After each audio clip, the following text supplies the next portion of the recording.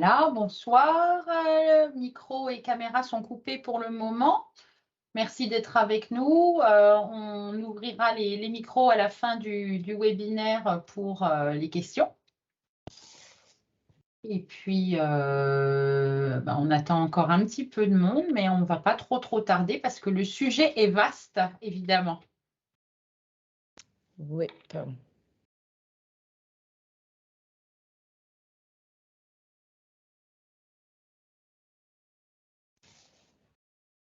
Sinon, si vous avez déjà des questions, n'hésitez pas à les mettre dans le chat. On surveille et on répond au fil si jamais on peut tout de suite.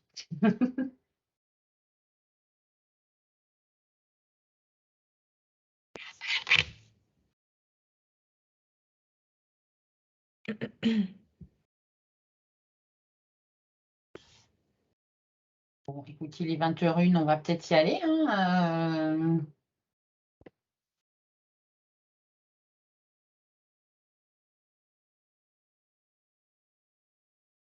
Et donc, voilà le programme des réjouissances. Donc, comme dit, n'hésitez pas, si jamais il y a des questions, mettez-les dans le chat. Donc, comme d'habitude, pour ceux qui ont déjà assisté à nos webis, on va se présenter vite fait. Et puis, on va voir après pourquoi vous êtes là, ce que nous dit le DICO, comment est-ce qu'on comprend un hypersensible, comprendre leur cerveau, parce qu'ils ont un cerveau à part, et l'incompréhension de l'entourage, le travail, le manuel de survie et les questions-réponses. Parfait. Parfait. Bon, tu veux y aller en premier? Si tu veux. Eh bien, pour ceux qui ne me connaissent pas encore, donc moi c'est Soline. J'ai créé une petite entreprise cette année et puis dans l'assistanat indépendant au départ et j'ai été formée par Anne. Voilà, ici présente. Je travaille actuellement en Suisse principalement. J'ai créé mon entreprise sur Suisse qui offre plusieurs types de services maintenant avec la formation de collaborateurs en régie immobilière, parce que je viens de l'immobilier, et également donc, une partie assistana où j'interviens dans les entreprises, soit en présentiel, soit à distance, pour tout ce qui est la tâche administrative. Et puis, il y a pas mal d'autres petits services qui viendront par la suite. Et avec Anne, on a eu l'idée, il y a quelque temps, de se pencher sur des sujets qui pouvaient nous intéresser et vous intéresser aussi. À toi. À moi. Eh ben moi, pour ceux qui ne me connaissent pas encore, moi je suis Anne Herbelay et je suis formatrice et coach dans des domaines aussi variés que la créa d'entreprise, l'assistance virtuelle, les bilans de compétences, la gestion du temps, du stress, tout ça, c'est mon dada. Et puis, j'ai eu la chance de rencontrer Soline, l'acharnement. Et puis, voilà, c'est vrai que c'est notre troisième webinaire. Et puis, on va en faire d'autres l'année prochaine. Sur notamment la gestion du temps, le burn-out. On a déjà eu la gestion du stress il y a quelques semaines. Et puis, on a voulu se pencher aujourd'hui sur l'hypersensibilité parce que c'est vraiment un sujet dont on avait envie de vous parler. On a pas mal de personnes dans notre entourage qui sont hypersensibles. On a un peu des symptômes nous-mêmes, des symptômes. Et puis voilà, donc on avait envie de vous parler de tout ça ce soir. Donc, comme on l'a déjà dit, si jamais vous avez des questions, n'hésitez pas, mettez-les dans le chat. Nous, on va vous poser des questions un petit peu au cours du webi pour pouvoir un petit peu vous aiguiller dans le monde de l'hypersensibilité. Moi, j'ai perdu le chat. Je l'ai retrouvé. Oui, tu avais perdu la tête. Ou non, alors pas encore, mais j'avais perdu le chat, j'arrivais pas à le retrouver. Ils m'ont fait la mise à jour et du coup, je n'arrivais plus à le retrouver. Eh bien, commençons par notre petit voyage sur l'hypersensibilité. Du coup, si vous êtes là ce soir, ça peut être pour plusieurs raisons. La première, c'est parce que vous sentez hypersensible, vous avez déjà fait quelques recherches, mais vous pensez vouloir en savoir un peu plus. Vous avez peut-être quelqu'un dans votre entourage qui l'est et vous cherchez à mieux le comprendre. Ou vous ne savez pas du tout ce que c'est l'hypersensibilité, donc le mot Kesako, vous vous demandez du coup ce que vous pouvez apprendre, et donc bah, vous êtes là ce soir pour en savoir un peu plus, et peut-être que du coup, vous reconnaîtrez aussi, ou pas, ou pas. Donc du coup, ce soir, c'est pour vous, et bienvenue à tout le monde. Hop. Tu as dit Dico, Anne, c'est à ton tour. Dico, que dit le Dico? Que dit le Dico? Alors, ben, les personnes hypersensibles, alors vous les avez peut-être déjà entendues sous différents noms. Alors le premier qui peut paraître un petit peu bizarre, c'est le zèbre. Alors je ne sais pas, est-ce que vous avez déjà entendu ce nom-là pour désigner des hypersensibilités, ou est-ce que quelqu'un vous a déjà traité de zèbre? Auquel cas, ce n'est pas une insulte, rassurez-vous. Donc, on a les zèbres, on parle aussi de haut potentiel émotionnel ou HPE, ou de haut potentiel intellectuel, donc HPI. Des fois, on va aussi simplement dire des HP parce qu'on ne sait pas trop où les mettre, on ne sait pas si c'est émotionnel, intellectuel, les deux à la fois, donc bah, vous êtes juste HP. Rien à voir avec les imprimantes. Et non, désolé, c'était nul. Et... ah oui, bon, chacun son domaine, Soline. Et aussi les suréfficients mentaux. Et c'est pareil, c'est pas des insultes, hein. Si on vous traite de suréfficient, c'est pas nécessairement une mauvaise chose. Mais Soline va vous en dire. Ah non, d'ailleurs, c'est pas Soline qui va forcément en parler tout de suite, parce que moi, d'abord, avant de donner la parole à Soline, je vais faire un petit mot sur les animaux qui sont mes compagnons de chaque jour. Il y a des hypersensibles chez les animaux. D'ailleurs, la majorité des animaux sont hypersensibles. C'est pour ça qu'ils vont avoir de l'instinct un petit peu plus développé, carrément plus développé que le nôtre d'ailleurs. Ils seront capables de donner l'alerte en cas de danger. Ils ont une capacité d'évaluation rapide pour chaque situation avant d'agir. Et donc, c'est vrai que ça, c'est cette espèce d'instinct, d'intuition, etc., c'est aussi une forme d'hypersensibilité.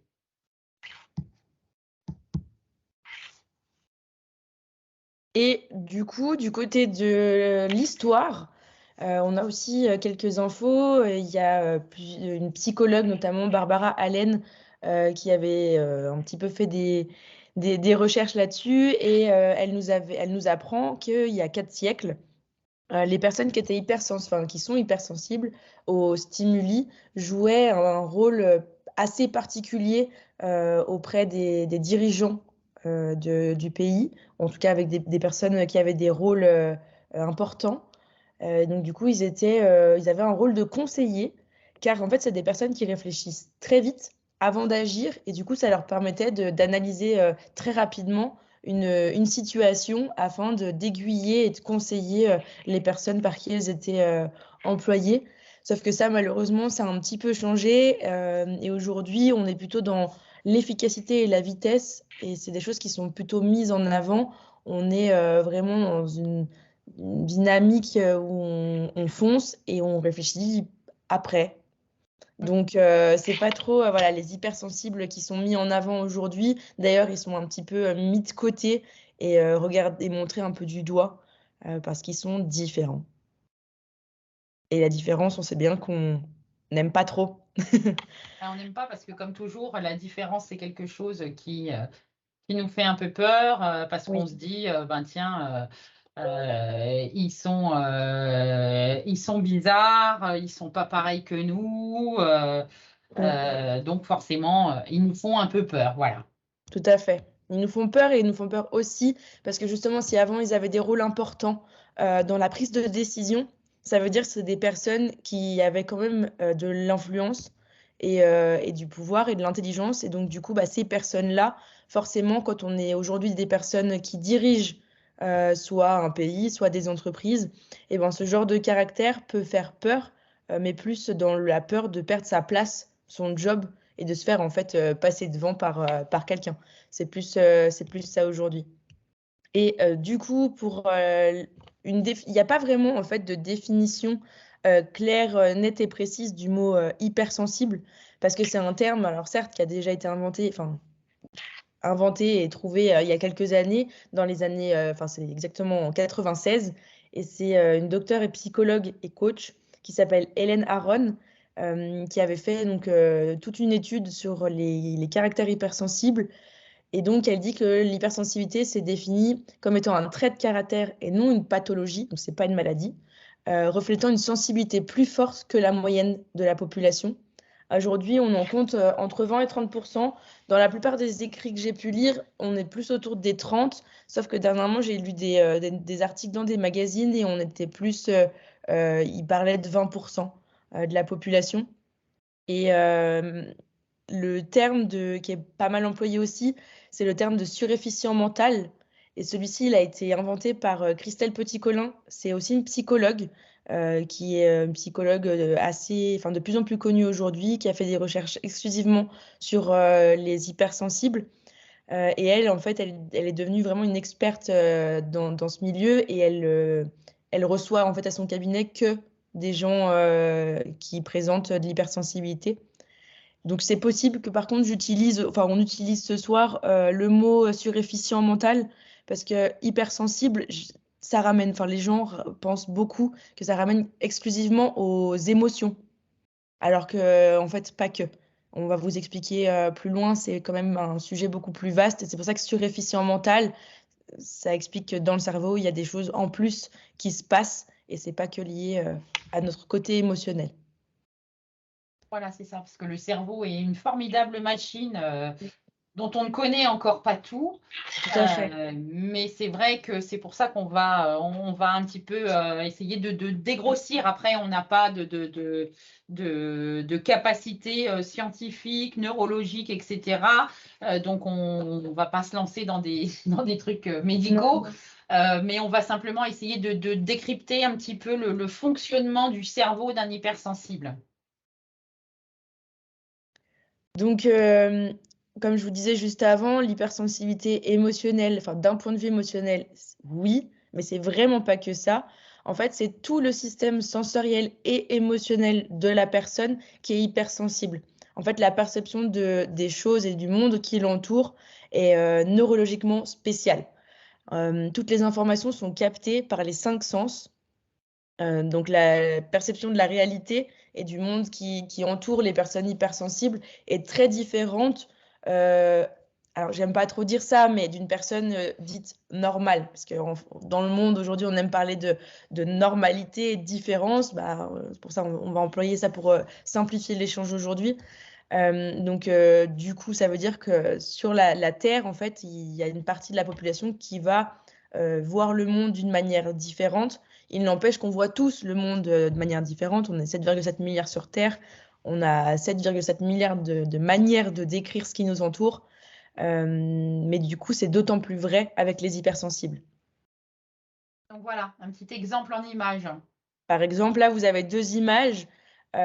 Suivant la manière de votre cerveau de réfléchir et de penser et de voir les choses, vous n'allez pas avoir le même ressenti. Par exemple, sur la première image, on a quelque chose de beaucoup plus sombre. Donc, il y a des personnes en fait qui vont vraiment jouer sur leur sensibilité, qui vont se dire, bah voilà, il pleut, la personne est peut-être triste. Il va s'imaginer toute une histoire liée aux émotions et au ressenti de l'image. Par exemple, il pleut, la personne peut du coup ressentir du froid. Alors que sur celle d'à côté, on est sur quelque chose de plus coloré et on va peut-être ressentir de la chaleur, de la joie. C'est les vacances, on va s'imaginer quelque chose comme ça. Alors qu'une personne qui va réfléchir d'une manière beaucoup plus réaliste, et ben en fait, cette personne, elle va se dire, bah, là, il pleut, basta, et de l'autre côté, bah, on est à Venise. Il va plutôt parler de choses qui sont vraiment rationnelles, des choses qu'il voit, en fait. Donc, il est sur une gondole à Venise, etc. Et ça va être quelque chose de très rationnel. Donc, c'est suivant la sensibilité de la personne, vous n'allez pas décrire les choses de la même manière. Voilà, exactement. C'est vrai qu'on a tous, bon, après, on a tous une perception différente, hein, qu'on Tout soit à fait. hypersensible ou pas. C'est vrai Déjà de que, base, ouais. mais c'est vrai que un esprit rationnel va dire effectivement, bon, bah là, il pleut, là, il y a des couleurs, c'est beau, il fait chaud, c'est joyeux, alors que l'autre, c'est un peu plus morose, quoi. Mais donc, c'est vrai que c'est assez. Ah, Non, vas-y, clique. voilà. C'est Non, bizarre, non, ça. non, remonte. Et ça s'affiche pas? Non. Ah, ça y est, Ah, il fallait que je clique. Pardon. oui. Et clique pas tout de suite parce qu'il y a il y a une autre info. Alors là, j'ai volé le dessin. Alors, je l'ai refait, donc vous vous moquez pas de mes talents d'artiste. Mais j'ai volé ce dessin qui est en fait dans ce bouquin-là, je pense trop, de justement la personne dont je vous parlais tout à l'heure qui s'appelle Christelle Petit-Colin, où souvent en fait dans ces séances, elle va montrer ces dessins-là pour voir en fait quelle partie du cerveau vous utilisez en premier.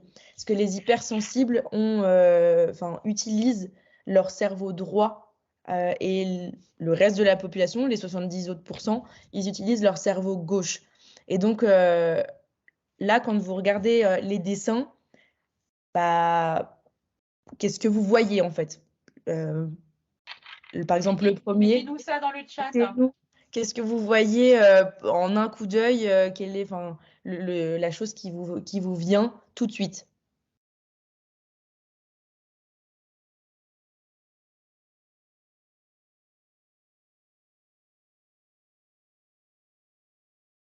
Voilà, bah, là, on a un D'accord, bon ok. exemple, un visage de un ange. Et ben, en fait, si on utilise son cerveau gauche, c'est juste des traits. Basta. On va pas plus loin, c'est des traits qui sont sur un papier et c'est tout.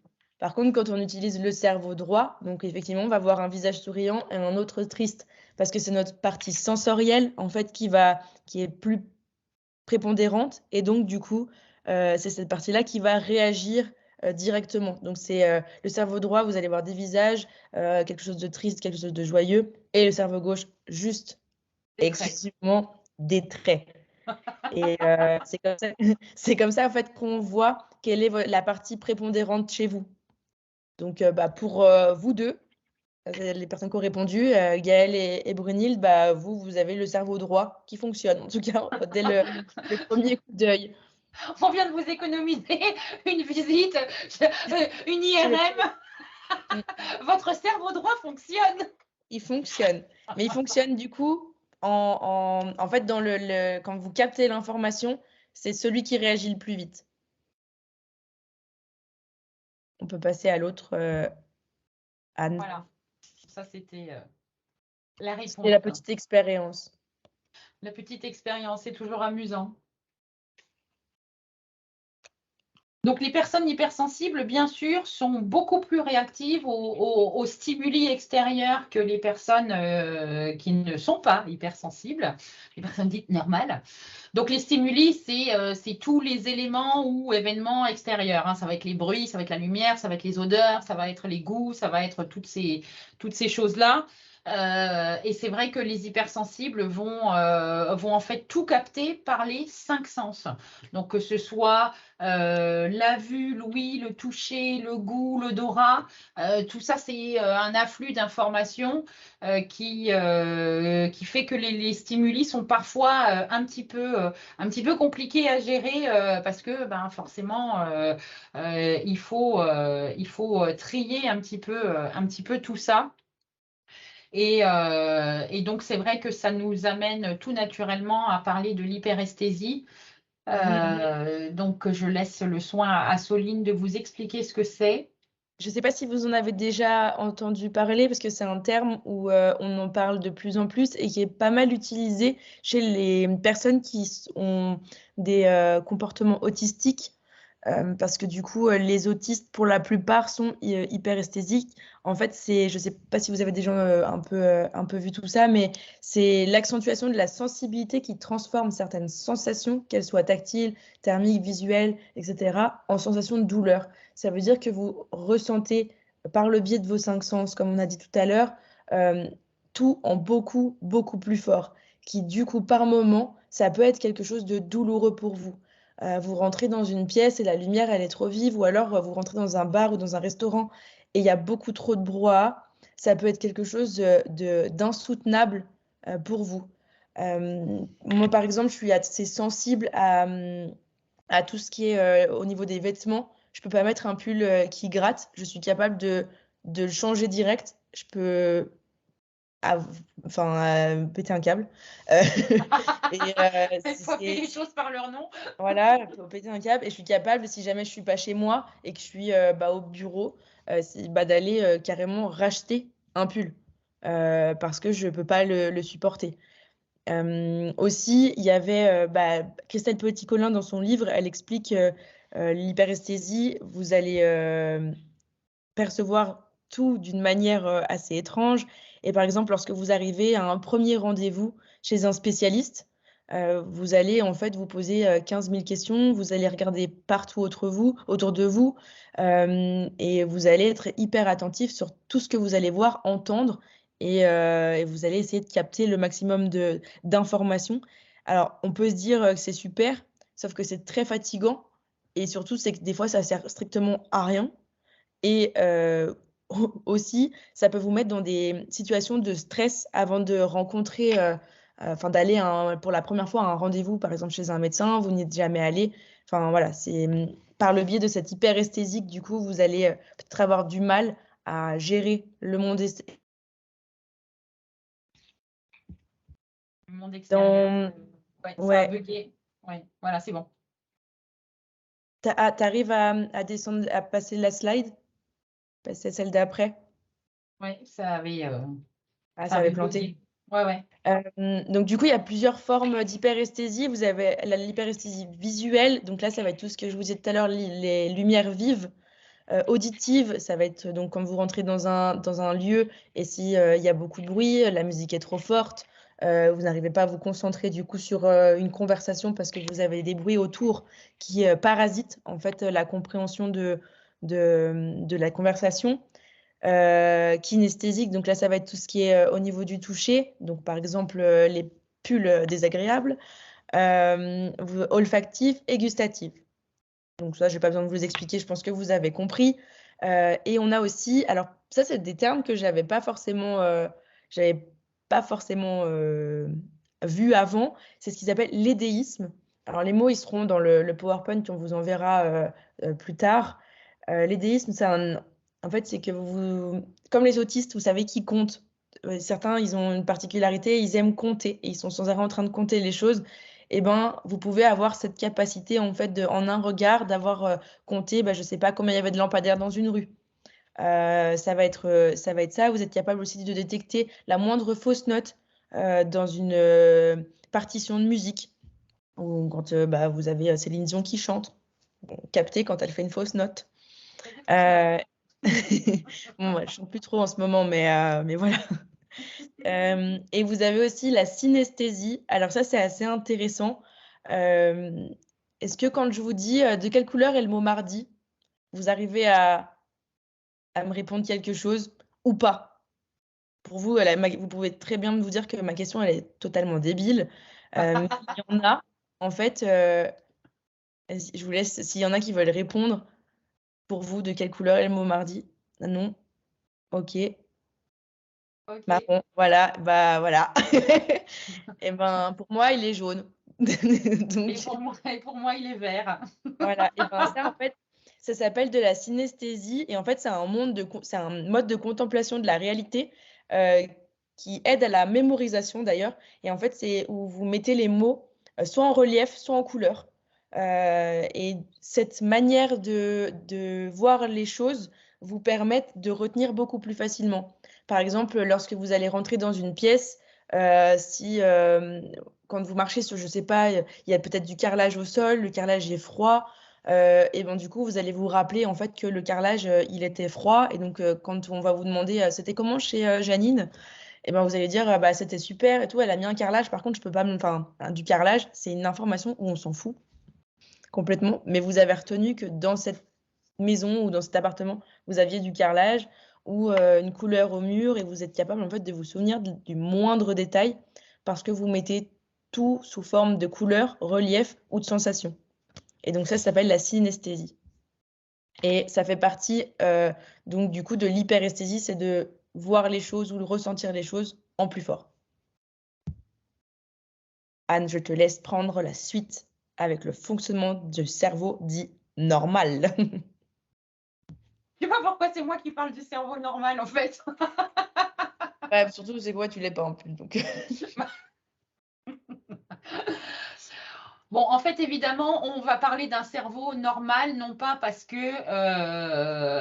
les hypersensibles ont un cerveau anormal, mais simplement parce que 70% de la population qui n'est pas hypersensible, on va donc associer ça au fonctionnement normal. Mais on va quand même y aller mollo et on va prendre le mot normal avec des pincettes, parce qu'il ne faut pas oublier que l'hypersensibilité, c'est pas une maladie, c'est pas une pathologie psychologique, c'est juste un mode de fonctionnement différent. Donc c'est vrai il faut pas forcément se dire bon ben moi je suis hypersensible, je suis anormal. Loin de là, c'est absolument pas le propos. Mais c'est vrai que pour un cerveau donc normal qui n'est pas hypersensible, le tri des stimuli il se fait automatiquement. Il n'y a pas besoin de passer, de réfléchir, de se dire quoi que ce soit. C'est automatique. C'est un petit peu comme un échangeur sur l'autoroute. Il y a des signaux qui sont envoyés, c'est traité, etc. Alors qu'un hypersensible, il va être obligé de faire ça à la mano. Il va être obligé de réfléchir, le stimuli qui arrive, etc. Qu'est-ce que c'est? Comment ça se passe? Qu'est-ce que j'en fais? Comment je le traite? Comment je l'interprète? Comment j'y réponds? Ça devient tout de suite une grosse machine. Mais c'est vrai que c'est tout de suite beaucoup plus compliqué, surtout que, comme on l'a déjà dit, un hypersensible, il a du mal à faire des choix. Il est toujours un petit peu coincé entre qu'est-ce que je fais, est-ce que je ferais plutôt ça ou plutôt ça, etc. Donc c'est vrai que c'est difficile. Un hypersensible, il est submergé d'informations tout le temps. La moindre info, ça peut prendre des proportions colossales et ça, le jour, la nuit, etc. Anne, Oui. je m'aperçois qu'en fait, il manque une slide au début. Ah bon? Elle a disparu. Ouais, je l'ai peut-être j'ai peut-être buggé. Tu sais, c'est celle où on avait toute la description De au début. l'hypersensible? Oui, avec les traits caractéristiques. Oh, je vais la retrouver, je la mettrai à la fin. D'accord. Je la mettrai à la fin. Pardon, excusez-moi, je viens de voir parce qu'elle a fait référence à quelque chose qu'on avait dit plus haut et je viens de m'apercevoir qu'on ne l'a pas dit plus haut. C'est C'est pour voir si vous suivez en fait. voilà, et donc c'est de ma faute. J'ai certainement dû tout à l'heure en faisant une modif, j'ai dû virer la slide. Bon, bah, tu Euh, nous la remets quand tu l'auras retrouvée. C'est vrai que ça ne change rien de toute façon non, non, non, ça change rien. au propos. Non. C'est vrai que l'hypersensible doit trier les infos consciemment, chose que ne fait pas le commun des mortels, ou en tout cas le 70% de la population. Et bien souvent, un hypersensible, il va vous dire j'en ai plein la tête et je voudrais bien me mettre un petit peu en off. Ça, c'est le mot de Soline. Je voudrais être en off, je voudrais être en off. Ouais, tout à fait, c'est ma phrase. Je l'ai retrouvée. Hop, je le fais juste maintenant, comme ça, je n'oublie pas de vous le dire tout à l'heure. C'est au niveau de comprendre l'hypersensible. En fait, elle était là. D'accord. On y reviendra peut-être après, quand on finit peut-être cette partie-là. Et Voilà, cette partie-là, parce qu'il y a quand même des avantages à être hypersensible et je vais vous mettre une belle image pour vous en convaincre. Haha! Des adeptes de la série? Ah, forcément. Super. Donc c'est vrai qu'en fait, les hypersensibles, on va, enfin un mentaliste en tout cas est forcément hypersensible parce que, ben, comme le disait Soline tout à l'heure, il va prendre en considération tous les détails. En fait, tout, il va tout stocker. Et donc l'histoire du carrelage, etc., etc. Il va capter la moindre information qui est à sa portée. Il va détecter le langage non verbal, les changements de comportement, même si c'est subtil, hein. Donc c'est vrai que si vous deviez avoir cette hypersensibilité en vous, ben, il faut en faire un atout, il faut le pousser un petit peu plus loin en fait pour que ça devienne une alliée, pour que vous soyez capable finalement, quand vous avez quelqu'un en face de vous, quand vous êtes en égo ou quoi, de pouvoir détecter un changement qui peut devenir une ouverture, une attitude particulière qui pourra ensuite vous donner des infos qui ne se sera même pas rendu compte en fait de vous avoir donné. Donc n'hésitez pas, si vous êtes hypersensible, devenez mentaliste. Hein, on résume. On résume, c'est ça. Du coup, si tu peux remonter à comprendre l'hypersensible avant qu'on passe sur la surefficience mentale, on va. À comprendre l'hypersensible. C'est la slide 10. C'est ici. Du coup, je vais la faire parce que toi, t'as pas les Je ne infos. l'ai pas. T'as pas les infos. En fait, je vous avais fait une liste. C'est ma psychologue et coach en fait qui m'avait demandé de lire ce document avant de commencer en fait les séances afin d'essayer de voir si j'arrivais à mieux me comprendre. Donc, je vous ai repris la liste qu'elle m'avait envoyée. Et dedans, elle donne plein de petits, elle donne 13 en fait comportements de l'hypersensible. Donc l'hypersensible pleure, oui, il pleure parce que ses ressentis émotionnels et, son niveau de douleur est beaucoup plus fort, tout est plus intense, donc forcément qu'on soit dans la joie ou dans la tristesse, forcément on pleure. Ils ne sont pas tous introvertis. C'est pas parce que c'est des hypersensibles qui sont dans leur coin introvertis qu'on les entend pas.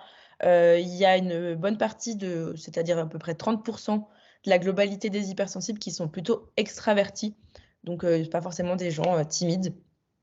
Si je me perds là. La prise de décision aussi, c'est là en fait où on a un peu devancé tout à l'heure. On vous disait que la prise de décision était très difficile à prendre. Enfin, même choisir un restaurant, c'est très compliqué. Si jamais vous changez aussi de comportement, donc si par exemple d'habitude quand vous envoyez un message, vous mettez des points d'exclamation et que cette fois-ci vous ne l'avez pas mis, et ben, l'hypersensible va remarquer que vous avez eu un changement de comportement et il va se demander pourquoi, il va se poser 15 000 questions. Si vous avez besoin d'une oreille attentive, ils seront là, leur niveau d'empathie. Oui. Être sûr de l'être, mais se sentir légitime. Oui, bien sûr, mais il n'y a aucune raison de ne pas se sentir légitime. L'hypersensibilité. Vous pouvez développer un petit peu l'idée? Ouais.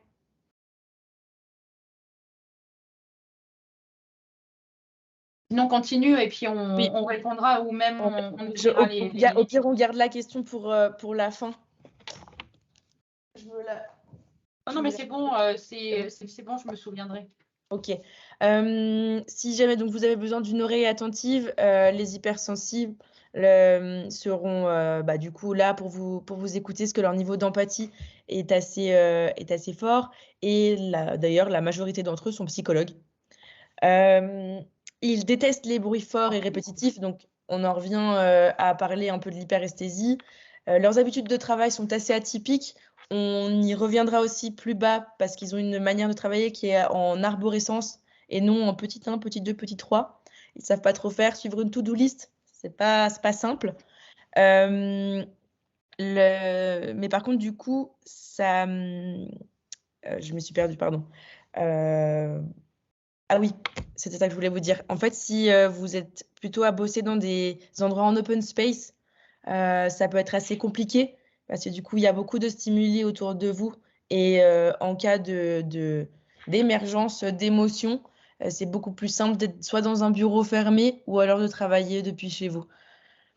Ou éventuellement Si, avec un casque, quoi. ouais, ou éventuellement avec un casque. Moi, je sais que je peux pas travailler avec des gens sans avoir les écouteurs dans les oreilles.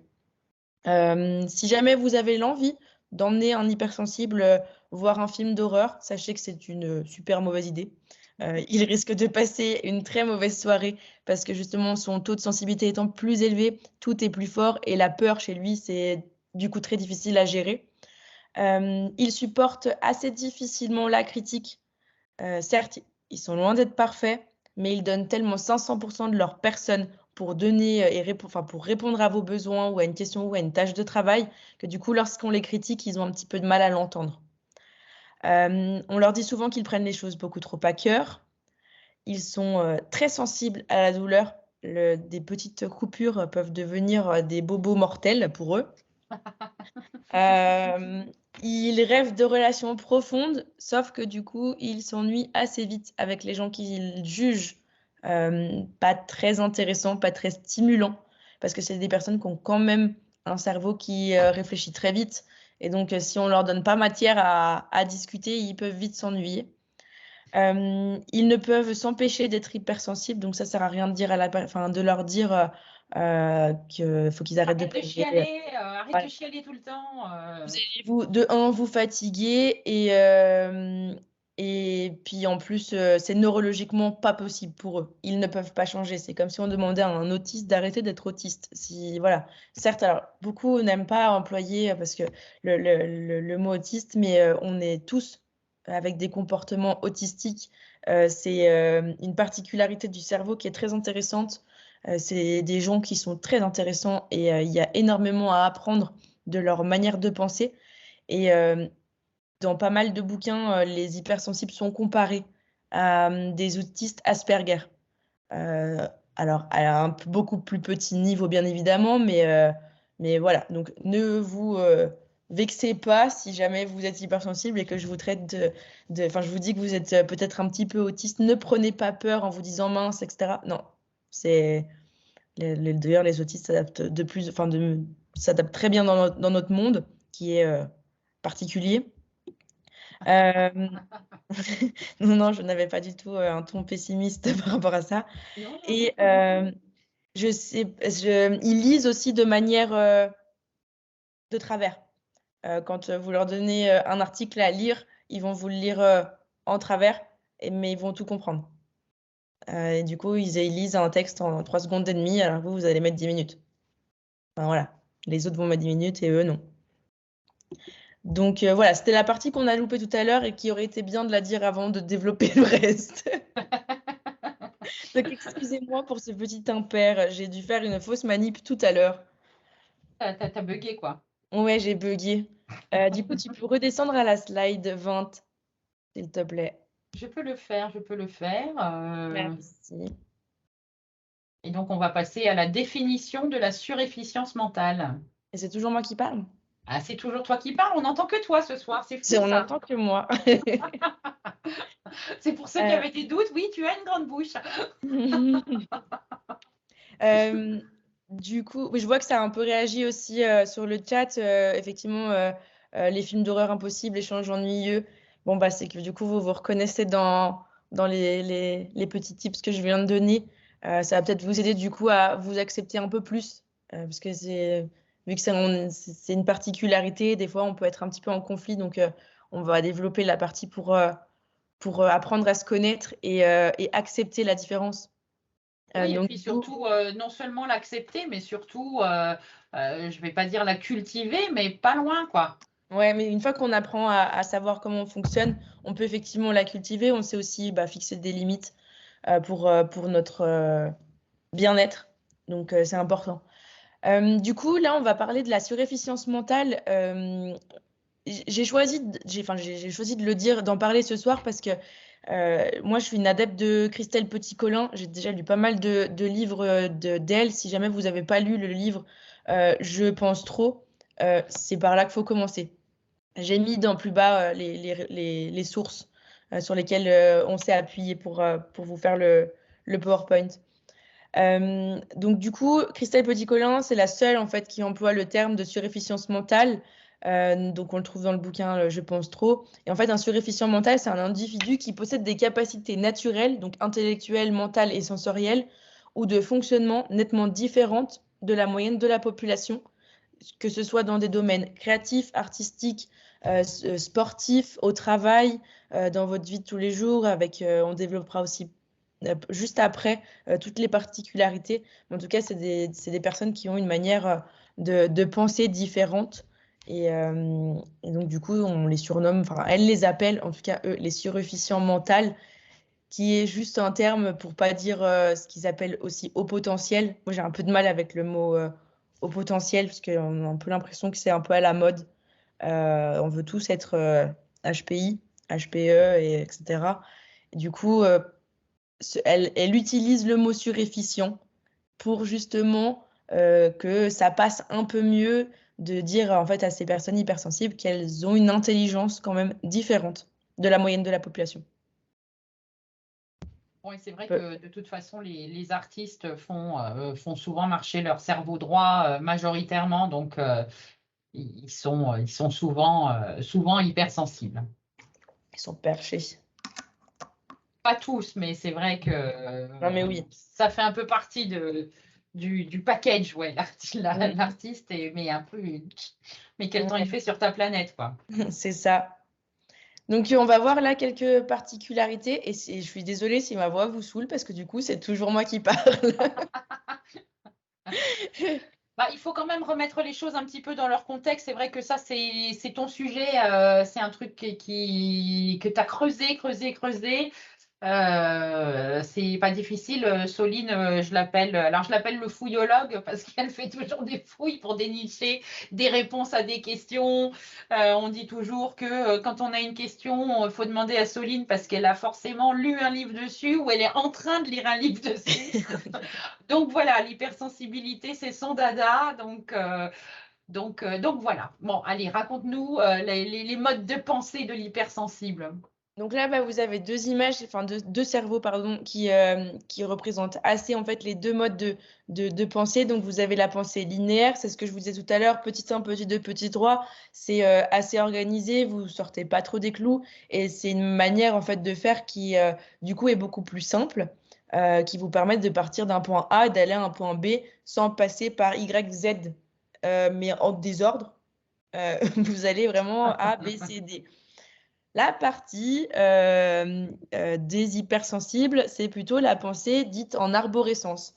Je ne sais pas si vous avez déjà vu une maquette un peu de comment fonctionne un ordinateur, mais un ordinateur fonctionne en arborescence. Vous avez en fait un sujet principal et derrière, vous avez plein de bugs qui partent dans tous les sens. Et ben, la pensée en arborescence, c'est ça. Vous allez partir d'un point et vous allez en fait faire exploser cette idée et vous allez avoir du coup une vue, je vais pas dire d'ensemble parce que dans les deux cas vous pouvez avoir une vue d'ensemble, mais peut-être que vous allez avoir une vue, vous allez pousser le sujet beaucoup plus loin parce que vous allez vraiment avoir une capacité de passer sur tous les sujets et d'aller dans tous les thèmes. Donc les surefficients mentaux, donc les hypersensibles, ont une pensée en arborescence. C'est très difficile pour eux de faire un exposé. Alors pour ceux peut-être qui le sont, je ne sais pas si vous vous rappelez à l'école, quand on vous demandait de faire un exposé, je ne sais pas, enfin sur un thème en histoire, eh bien c'est assez compliqué de faire petit 1, petit 2, petit 3, grand A, petit A. Parce que du coup, vous prenez une idée, vous allez à une autre, vous revenez à la première idée, et en fait, vous comprenez d'ailleurs pas trop pourquoi vous devez rentrer dans un cadre avec un sommaire. Les sommaires des bouquins sont pas du tout adaptés, par exemple, à ce genre de pensée quand on voit partie 1, partie 2, partie 3. Eh bien, du coup, c'est assez compliqué lorsqu'on cherche une idée précise ou quelque chose de précis dans un bouquin. Et je pense qu'on devrait inventer des sommaires en arborescence. Ce serait une partie pour les autres, en normal, petit 1, petit 2, et l'autre partie en arborescence. Je pense qu'il faudrait qu'ils l'inventent en fonction des mots-clés. D'ailleurs, elle aurait peut-être pu y penser, celle qui a fait le bouquin sur sur les hypersensibles. Peut-être Tu que lui ça aurait enverras aidé un certains mail. à mieux comprendre. Du coup, pardon, il y a la partie un petit peu négative où on a du mal à rentrer dans un cadre pour faire un des exposés au travail. C'est pas simple non plus parce que, comme on dit, on est dans un milieu où la manière de penser est plutôt linéaire. Donc, quand vous intégrez une équipe où la plupart des gens pensent de manière linéaire et que vous arrivez et vous mettez un petit peu le bazar dans la réunion, et bien du coup, c'est assez difficile de vous adapter à une équipe qui n'aura pas la même manière de faire que vous. Parce que quand vous allez mettre des recherches en route, vous allez partir et faire jaillir peut-être 10 idées au lieu d'une. Votre cerveau ne vous s'arrête jamais et il y a toujours matière à creuser. C'est une manière de penser, par contre, très efficace en recherche de solutions. Vous êtes les warriors pour trouver les solutions à un problème. C'est une pensée de manière en réseau et du coup, vous allez vraiment étudier un grand nombre de données. Donc, c'est plutôt un atout, même si des fois, ça peut être un petit peu défaillant et, parce que c'est assez complexe et vous pouvez vous perdre dans toutes ces recherches.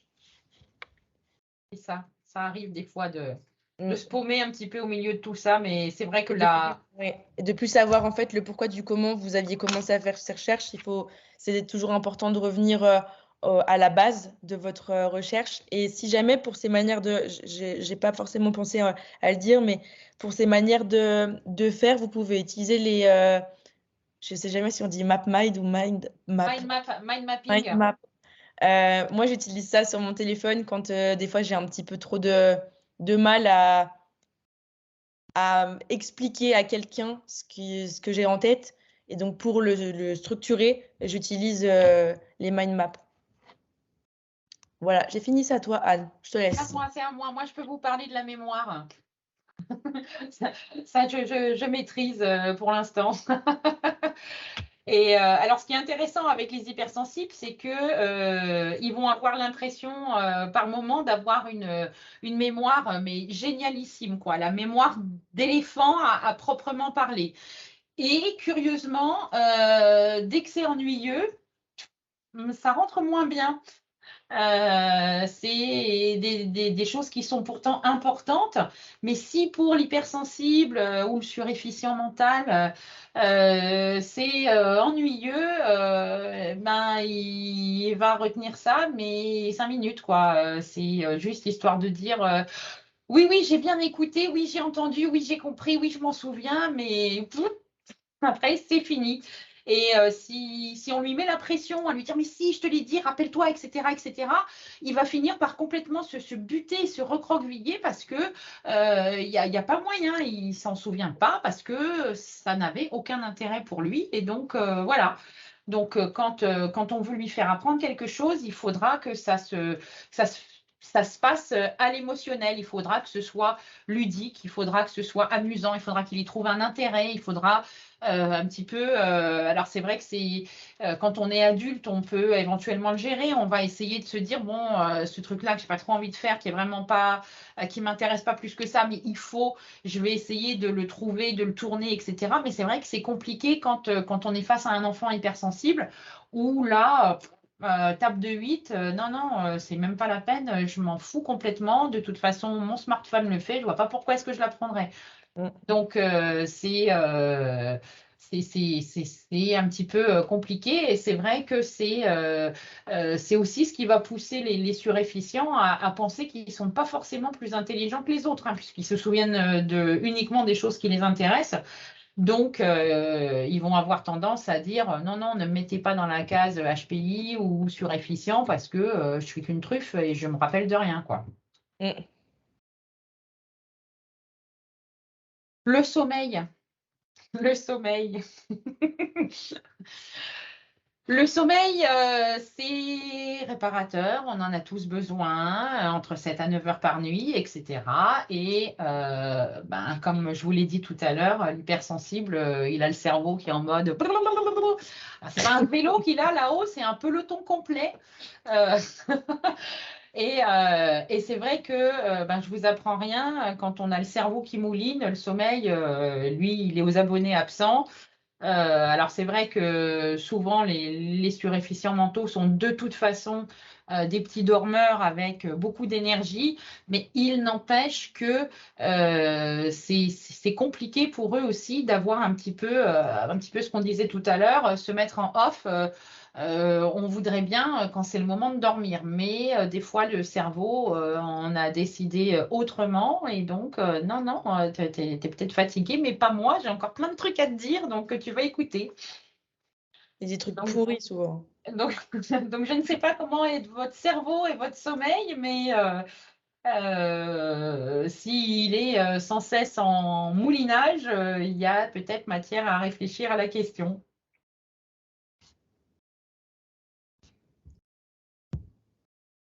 Leur pouvoir d'évasion. Alors ça c'est vraiment quelque chose d'assez surprenant parce que, alors, je vais vous expliquer un peu de quoi c'est pas. On vit dans un monde de rêves. En Ah fait, bon. le surefficient ou l'hypersensible a tellement de mal à s'adapter dans le monde dans lequel il vit. Il est en décalage parce que bah, du coup, enfin, voilà, tout ce qu'il ressent, tout ce qu'il pense, etc., c'est vraiment en décalage. Et si des fois il est déçu par le monde, par les gens ou par bah, des relations, etc., bah, il se réfugie dans son monde parallèle. Donc il s'invente une life. Voilà. Et puis c'est souvent une vie qui est assez remplie de détails. En fait, c'est vraiment leur vie parallèle. Alors, je ne sais pas si certains enfin, ont compris qu'ils étaient hypersensibles, etc. Du coup, se reconnaissent là-dedans. De mon côté, je ne savais pas que enfin, je m'étais pas vraiment rendu compte que c'était pas normal de fonctionner de cette manière. Euh, Et je sais que moi, ça, c'est une des caractéristiques que je pratique. Donc, du coup, ça permet en fait bah, de s'évader, même si oui, on nous dit qu'il vaut mieux vivre ses rêves que rêver sa vie. Mais pour ce qui est des hypersensibles, ça leur permet en fait de baisser leur niveau de pression mentale. Vu qu'ils sont déçus par ce qui les entoure ou ce qu'ils ont vu ou ce qu'ils ont entendu, bah, du coup, ils se réfugient là-dedans et ça évite en fait de péter un câble. Simplement. Tout à fait. Ensuite, on a un système de valeurs puissant. Et Anne, je te laisse le plaisir de présenter Bisounours. Je me laisse le plaisir de présenter Bisounours. Donc voilà, je vous présente Kalinous, le bisounours. Donc en fait, l'hypersensible, il a une idée très très précise de ce que doit être la justice, la franchise, l'honnêteté, la loyauté, l'amitié et même l'amour. Il a un espèce de cahier des charges. Il sait vraiment exactement ce qu'il attend de ses valeurs. Ce sont des valeurs sur lesquelles il ne fera jamais de compromis. Et c'est vrai que malheureusement, le monde dans lequel on vit, il est rempli de désillusions pour un hypersensible. Ils ont beaucoup d'attentes du monde, mais malheureusement, c'est vrai qu'on vit à une époque où ces valeurs-là de justice, de franchise, d'honnêteté, etc., c'est bafoué au quotidien partout, partout et par tout le monde. L'hypersensible, c'est pour ça que c'est bien qu'il ait ce pouvoir d'évasion. On pourra le taxer de tout un tas de trucs, de rêveur, t'as pas les pieds sur terre, t'es perché, de tout ce que tu veux. Mais au moins, enfin, finalement, c'est son seul sanctuaire, quoi, par rapport à ce qu'on vit. Et donc, c'est vrai que c'est compliqué quand on a ces valeurs-là finalement de continuer à subir un petit peu tout ce qui se passe et de ne pas avoir envie de ruer dans les brancards une bonne fois, quoi. Mhm. Du coup, oui, vous l'avez compris, l'hypersensible, bah, il vit dans un quotidien qui est bombardé d'infos. Il essaye de tout anticiper, de tout mémoriser. Ça peut parfois être assez complexe pour lui et l'hypersensible peut vivre pas mal de phases un peu dépressives. En fait, c'est les montagnes russes en permanence, mais vu qu'ils ont quand même un tempérament où ils peuvent capter la moindre belle chose qui les entoure, ils arrivent en général assez vite à remonter la pente, mais bon, ça fait les montagnes, quoi. Donc c'est vraiment pas facile. En tout cas, si jamais vous êtes hypersensible et que votre entourage voilà, vous comprend pas, ben, sachez que votre hypersensibilité est un don et apprendre à vous connaître, c'est vraiment d'arriver sur le début du chemin et la meilleure voie pour vous.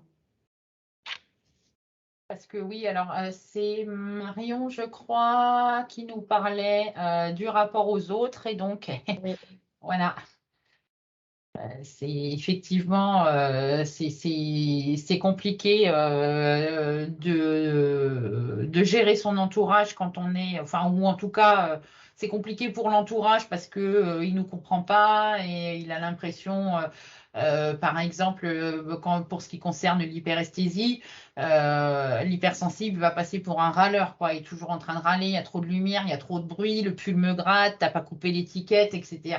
C'est trop fort, c'est trop froid, c'est trop chaud. Il passe pour l'emmerdeur de service, il faut dire les choses telles qu'elles sont, alors qu'en fait, il fait pas exprès, quoi. C'est tout simplement, c'est comme ça, quoi. Et c'est comme ça, et c'est pas grave. non, C'est ça qui est important, c'est surtout que c'est pas grave, quoi. Donc c'est vrai que c'est le cerveau droit qui gère un peu tout, donc c'est les émotions, c'est l'affectif. Donc on va vraiment être sur cette partie on va vraiment marcher à l'émotionnel, quoi. Donc si pour l'entourage, si on est malheureusement si notre entourage est complètement rationnel, il va y avoir de grosses incompréhensions, effectivement. tout à fait. Souvent, ils entendent, arrête de pleurer, il faut t'endurcir. Euh, C'est vrai que c'est vachement cool en fait de vivre dans un monde où c'est froid, dur et insensible. Moi perso, je préfère mon monde où c'est peut-être un peu le monde des bisounours, c'est vrai, mais et voilà, c'est l'émotion, elle est là. Il faut la faire sortir, ça sert à rien de la garder. Et puis bah si les gens vous comprennent pas, bah c'est pas grave. Et moi je leur dis souvent effectivement, c'est vachement cool de vivre dans un monde dur et froid. Moi, perso, ça me plaît pas. Donc, si la personne elle a envie d'y rester, tant mieux pour elle. Moi, perso, j'aime pas ça du tout. Et là aussi, il y a une grosse difficulté, c'est à l'école. À l'école, la scolarité est adaptée aux gens qui pensent avec leur cerveau gauche.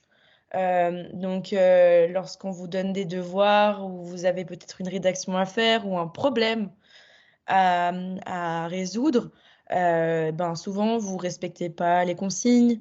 En général, on vous dit vous êtes hors sujet ou ne respecte pas les consignes et on vous comprend pas et on n'essaye surtout pas de s'adapter à vous.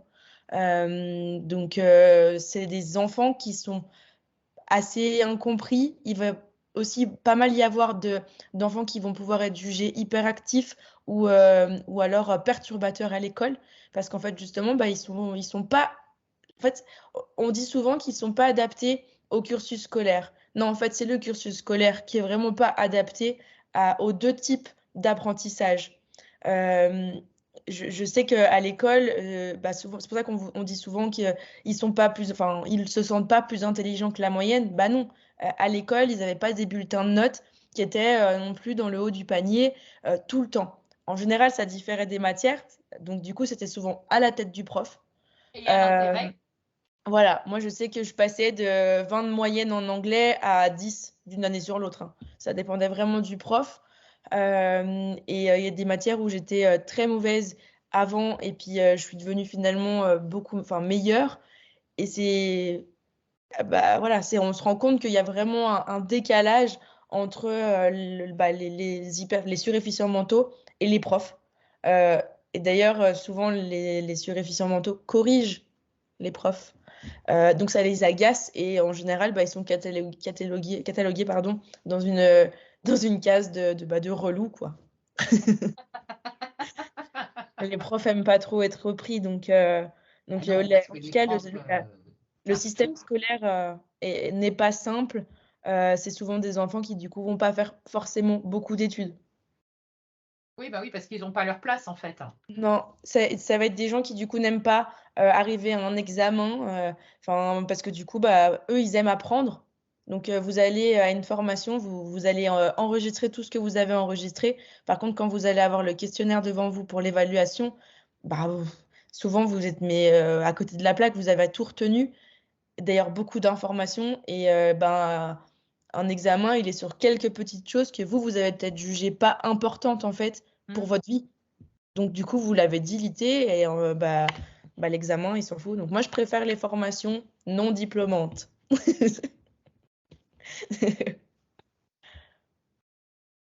Il y a pas mal de trucs dans le chat. On y reviendra après, Oui, Marion, parce qu'en fin de Webi, on va ouvrir ouais. les micros, comme ça on pourra tous C'est échanger. super. C'est Mais, super cool, en tout cas, c'est les vrai que réactions. c'est super et c'est vrai que ouais, la compréhension de l'autre, etc. Il faut parler beaucoup de ses ressentis en fait. Il ne faut pas forcément chercher à se faire comprendre, mais expliquer ce que ça nous fait.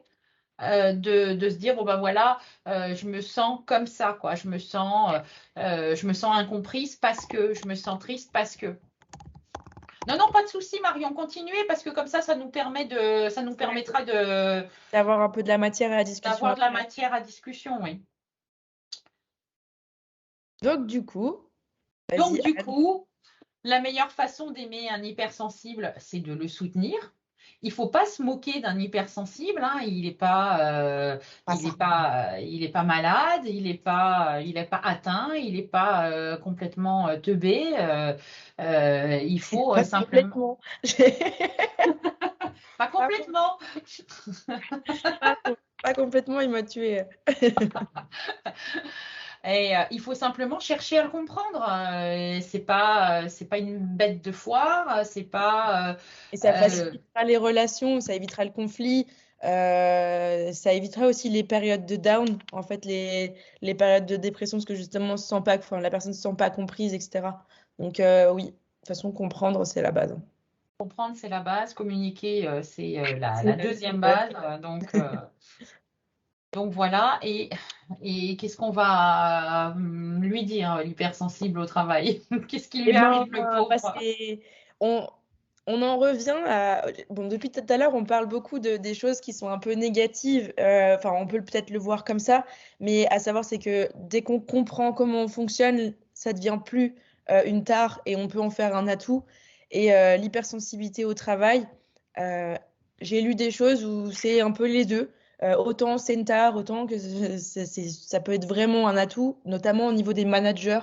Les hypersensibles sont des managers très, très, très humains parce qu'ils ne sauront pas, en fait, être deux personnes. Vous savez, on dit souvent, oui, je ne suis pas la même personne au travail et à la maison. Un hypersensible ne peut pas se dissocier. Il sera le même à la maison et au travail. Ce qui est très perturbant, du coup, pour les normaux pensants parce que eux, ils mettent un masque, en fait, lorsqu'ils arrivent au travail alors qu'un hypersensible, en fait, il ne le fera jamais. Il ne comprend pas d'ailleurs ce mode de fonctionnement, ce qui peut souvent mettre une barrière au travail justement avec les autres. Un manager qui, lui, a plusieurs facettes, un hypersensible va avoir du mal à le cerner. Il va être plutôt mal à l'aise avec cette capacité en fait qu'ils ont. Donc, du coup, ça peut être un petit peu délicat pour eux de s'adapter au cadre du salariat. Ne vous inquiétez pas, on peut quand même travailler. Ça reste pas facile. On peut aussi des fois se dire que on n'arrivera jamais à trouver un métier où on s'épanouit. Si, ça peut, mais avec des réglages, avec du temps, avec vous allez vous tromper, etc. Euh, du coup, c'est vrai que le mode de travail qui est assez, qui est pas mal pour eux, c'est l'entrepreneuriat. Parce que du coup, ils sont leurs propres chefs. Ils peuvent chefer. Donc, au moins, ils ont personne qui leur dit comment faire, etc. C'est leur manière.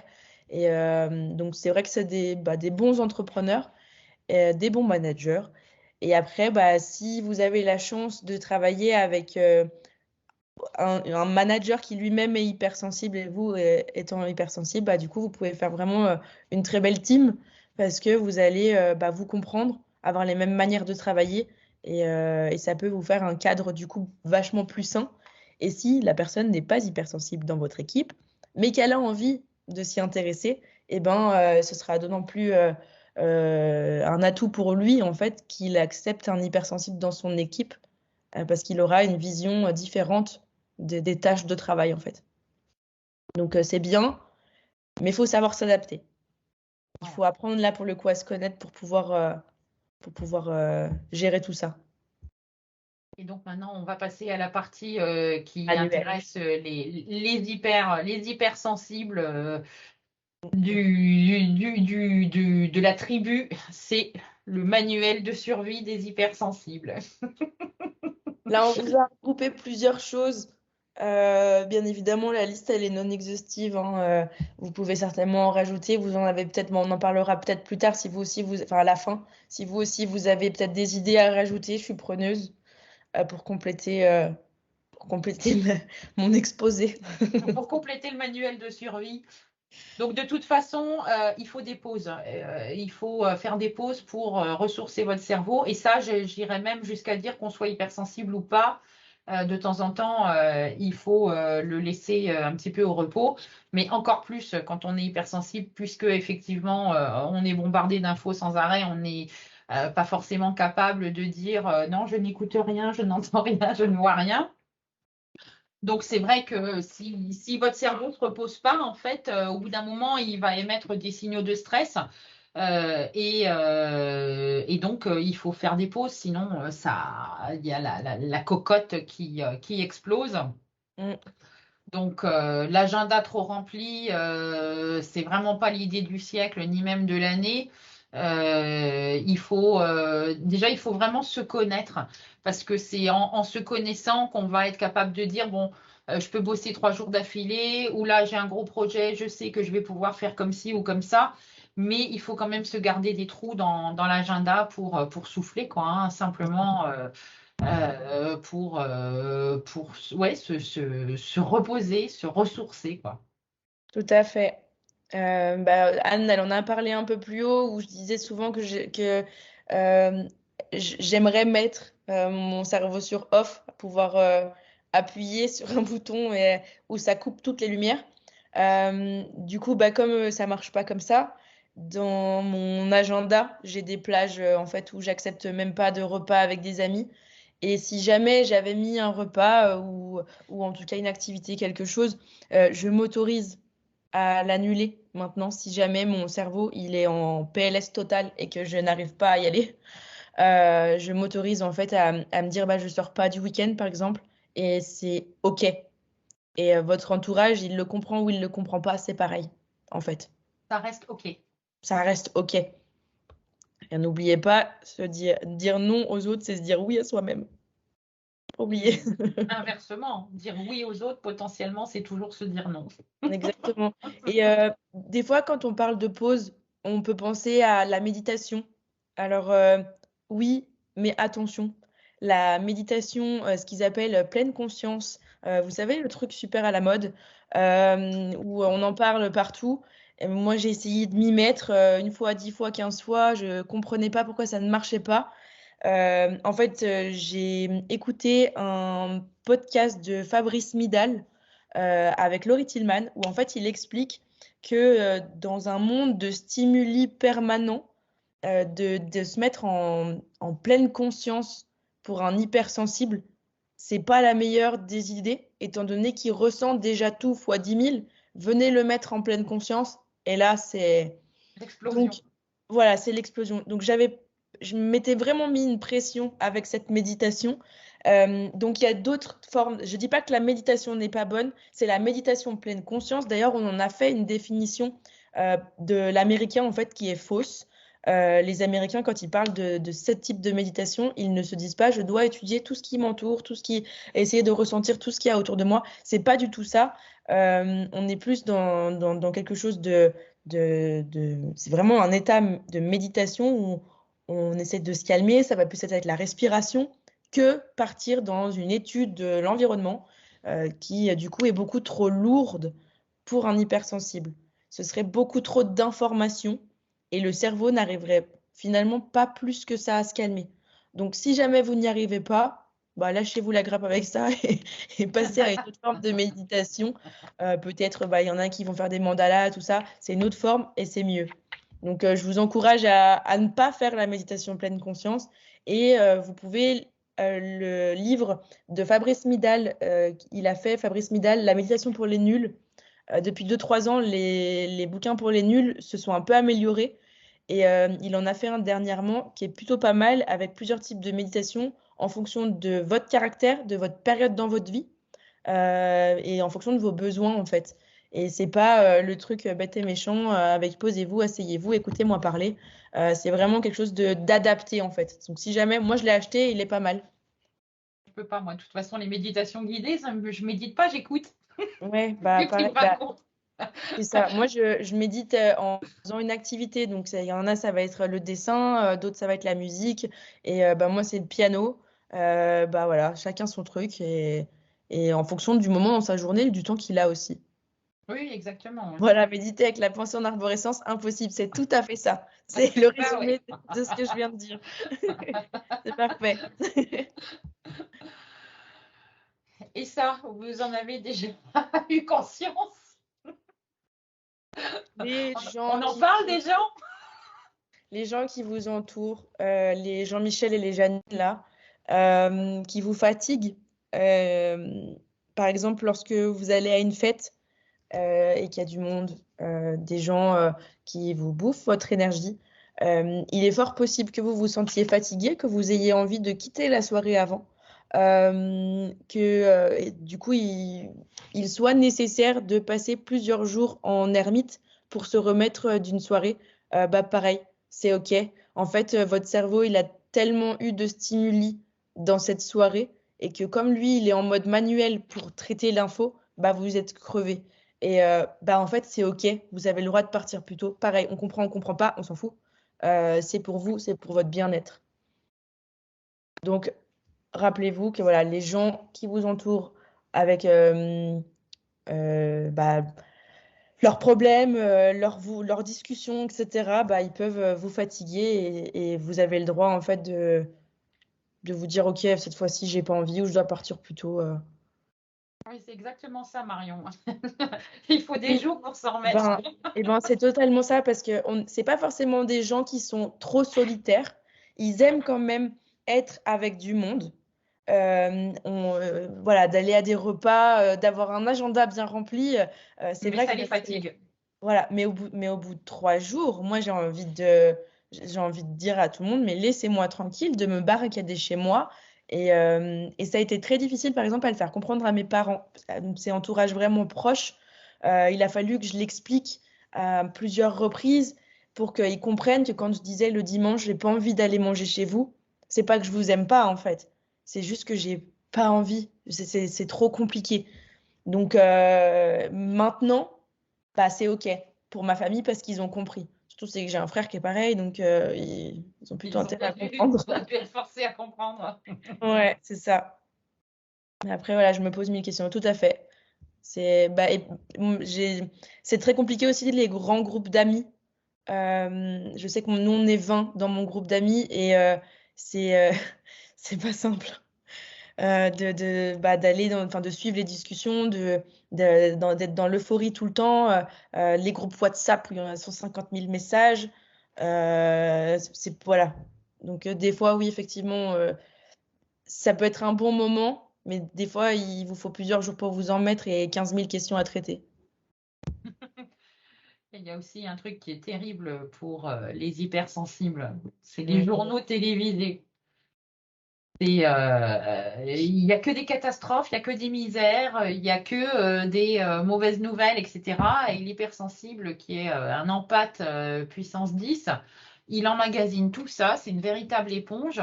Et en fait, c'est horrible, quoi. C'est vraiment, c'est toute la misère du monde sur les épaules. Après, il y a aucune raison de s'étonner que l'hypersensible se soit inventé un monde parallèle dans lequel il se passe que des bonnes choses, quoi.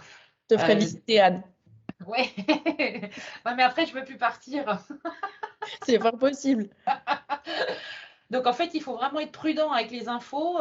Il faut vraiment choisir déjà quand vous allez les regarder. C'est pas la peine de vous mettre ça le soir, hein, parce que comme on a déjà le cerveau qui a tendance à pédaler tout seul quand on lui a rien demandé, si en plus on lui rajoute des mauvaises nouvelles, c'est même pas la peine. Et puis, à petite dose, quoi, dans l'absolu, les dépêches AFP, Agence France-Presse, c'est juste des faits, voilà, on sait et c'est terminé, quoi.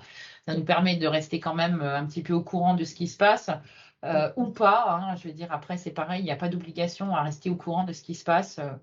Il y aura de toute façon bien quelqu'un qui vous avertira dans votre entourage si les troupes russes sont à vos portes.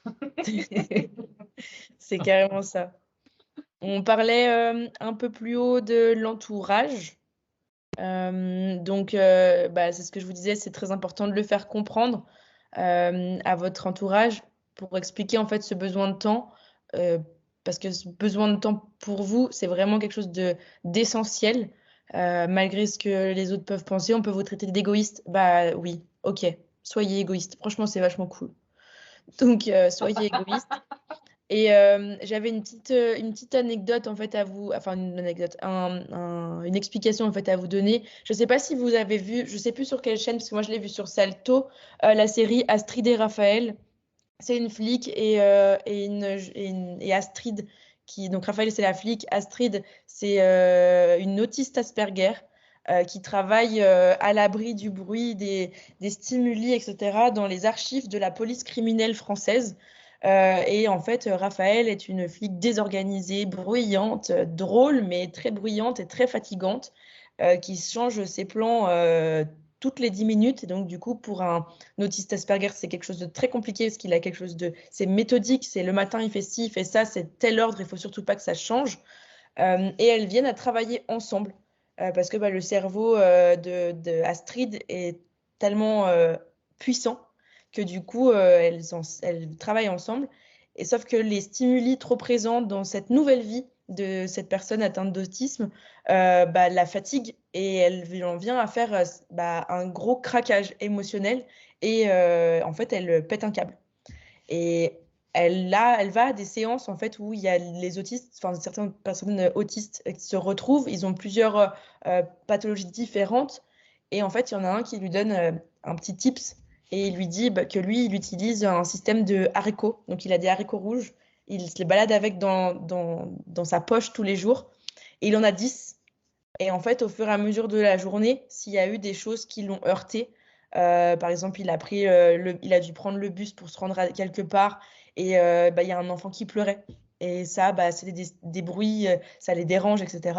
Il doit en fait enlever et mettre dans son autre poche un haricot. Et lorsqu'il arrive à en avoir plus qu'un dans sa main, il doit faire une pause.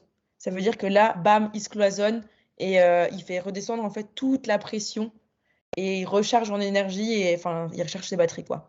Et alors je vous dis pas d'utiliser les haricots, peut-être un petit peu étrange, mais en tout cas de vous scanner un petit peu dans la journée, de voir où vous en êtes en fait dans votre jauge de de stimuli et d'énergie, voir où est-ce que vous en êtes et si jamais du coup c'est le moment de la rupture, au lieu d'aller à la rupture, c'est peut-être de lever le pied avant. Donc, j'avais trouvé cette manière de faire assez intéressante et j'essaye un peu de l'adapter. Donc, rassurez-vous, je ne me balade pas avec des haricots dans ma poche. Ah, Mais en tout je cas, te voyais bien te balader avec des haricots. en tout cas, voilà, c'est une petite idée pour essayer du coup, de diminuer en fait la pression que vous pouvez avoir autour de vous. Ensuite, il y a la partie sommeil. Anne, je te Mais la laisse. partie sommeil, hein, puisque je vous en ai déjà parlé tout à l'heure, je vais continuer. En fait, on a parlé du cerveau qui mouline au moment de se coucher, etc., etc. Des fois, ça sert à rien de lutter, en fait, parce que votre cerveau, c'est presque une personne dans la personne. Il a sa volonté propre, et donc c'est presque lui dire, oh, bah, ok, tu veux mouliner, bah ok, t'as qu'à mouliner, mais par contre, là, j'ai un problème particulier, donc tu vas mouliner sur ce problème en particulier et tu vas me trouver une solution. Donc comme ça l'occupe. Mais bon, évidemment, il faut que vous ayez quand même en permanence sur votre table de chevet un carnet, un crayon, des post-it, ce que vous voulez, une ardoise, mais que vous puissiez écrire dès le réveil, parce que quand vous allez vous réveiller, vous allez avoir des idées auxquelles vous n'auriez pas pensé en temps normal. et il faut les noter parce que 10 minutes après, vous les aurez oubliés. C'est la magie du réveil. Donc, laissez-le mouliner. De toute façon, des fois, ça sert à rien de lutter. La seule chose que vous allez gagner, c'est que ça va vous énerver. Donc, laissez-le mouliner, mais tant qu'à faire, essayez de canaliser la moulinette pour trouver des solutions à des problèmes qui se posent dans vos journées, par exemple. Donc, bien évidemment, avoir une activité sportive, c'est très bien aussi parce que, comme on l'a dit précédemment, le sommeil est déjà pas exceptionnel chez l'hypersensible. Donc, forcément, il crée moins de sérotonine. Et donc, bien sûr, quand on fait du sport, quand on a une alimentation riche en protéines, des projets, éventuellement, on apprend à se relaxer ou à méditer autrement que par la pleine conscience. Ça permet aussi d'avoir un meilleur sommeil. Donc, il faut pas hésiter, il faut tâtonner. En fait, on vous donne des trucs qui marchent pour certaines personnes, moins bien pour d'autres, etc. C'est à vous après un petit peu de prendre un peu de ci, un peu de ça et de faire votre propre manuel. Bon, allez, je vais parler de WhatsApp parce que c'est moi qui ai mis la tête à l'envers à Soline il n'y a pas si longtemps que ça. Enfin, c'était pas que C'est moi, pas toi. on était plusieurs, c'était le groupe. Il y a eu une discussion de groupe WhatsApp où on est quoi? Bon, on est quand même une trentaine là-dedans, hein, donc forcément, bon, on n'est pas 30 à participer, mais Soline qui était pas connectée à ce moment-là. Quand elle s'est reconnectée, elle a vu qu'il y avait 89 notifs. On a perdu Soline. On est passé en mode Carter, Carter, il faut l'intuber. Donc c'est vrai que ça, pour un hypersensible, les notifs, les trucs qui, ben, encore une fois, c'est des stimuli, hein, donc ça fait des bruits, ça fait des alertes, des affiches, etc. Et donc c'est sûr que le moindre message, pour peu que vous ayez enfin réussi à vous concentrer, c'est foutu, c'est déconcentration absolue. Je suis en train de lire un livre de Timothy Ferris qui est La semaine de 4 jours, enfin de le relire plus de 4 heures, pardon. La semaine de 4 heures, ça fait rêver. En fait, il parle bien aussi de ces déconcentrations en disant que ça prend pas loin de 45 minutes pour récupérer le degré de concentration qu'on avait avant l'interruption. Mhm. Donc, n'hésitez pas, le truc en sourdine dès que possible. Et vous y allez quand c'est le moment pour vous, quoi. On n'est pas, il y a 20 ans de ça, on se laissait des messages sur les répondeurs à la maison. On avait encore des téléphones, des fois sans fil, mais on les trimballait pas partout avec nous. Et personne n'est mort. On est tous là, quoi. On a tous survécu. On n'a pas besoin d'être connectés en permanence, quoi. Même Non, au puis en plus, contraire, maintenant, quoi. il y a plein de systèmes pour couper les notifications pendant un temps, pendant un rendez-vous, pendant une période de concentration. Mais moi, tous mes groupes WhatsApp sont en sourdine. Ouais. Oui, oui, J'ai non, que mais des fois, c'est ce qu'il faut, quoi, hein. De toute façon, c'est trop de stimuli, quoi. Si vous voulez m'avoir, appelez-moi. Et en gros, c'est ça. Alors, la méditation en arborescence. Non, la réflexion en arborescence. Bah, on a vu tout à l'heure le côté positif de la réflexion d'arborescence, mais il est possible que des fois, bah, ce soit vraiment trop, trop, trop poussé. Donc, c'est pas mal d'avoir un peu dans sa boîte à outils une question toute simple, c'est quel était le but principal de l'exercice ou de la mission, et de revenir en fait à une donnée basique. Et là, en fait, vous revenez à votre point de départ, à votre petit, peut-être le point central de votre mind map, et puis et vous êtes reparti de manière plus efficace, parce que vous pouvez vite vous perdre avec cette manière de fonctionner. Pareil, ça s'apprend à réfléchir de cette manière. Et pour ça, les mind maps peuvent être votre atout, enfin votre allié en tout cas. Ah, mais ça, c'est Ensuite, vrai on que a la partie c'est sur super, hein. l'hyperesthésie. L'hyperesthésie, donc, c'est bien. On a vu tout à l'heure que c'était compliqué à gérer, mais par contre, comme je vous ai dit, il y a des périodes de dépression qui peuvent être assez récurrentes, sauf que l'hyperesthésie vous permet de vous émerveiller du moindre coucher de soleil, même s'il y en a tous les jours, et voilà, mais vous arriverez toujours à vous émerveiller de ce genre de choses et à profiter de tous les moments présents. Donc ça vous aidera en fait à ressortir de ces périodes un peu down. Euh, donc du coup, l'hyperesthésie, oui, et puis bah, un côté un peu plus négatif, mais pour cette partie-là, c'est un super atout. Donc bah, voilà, on a fait le tour de On tout a ce fait qu'on le voulait tour. vous dire. Le sujet, bien évidemment, il ne se termine pas là. Comme vous l'avez compris, et comme Anne elle vous a dit tout à l'heure, c'était mon sujet. La dernière fois, on a fait le sien. Cette fois-ci, on a fait le mien. Et je peux vous dire que les bouquins, les articles, les podcasts sur le sujet sont vraiment très riches. Donc, si c'est quelque chose qui vous intéresse, ne pas hésiter à aller chercher. Plus vous comprendrez comment les hypersensibles fonctionnent ou comment vous fonctionnez, plus la vie sera, je ne vais pas dire simple, mais acceptable. Moins compliqué. Voilà. Euh, et puis ben, on va finir sur une toute petite bonne note. Parce que bon, on approche quand même de Noël. Si. C'est nous.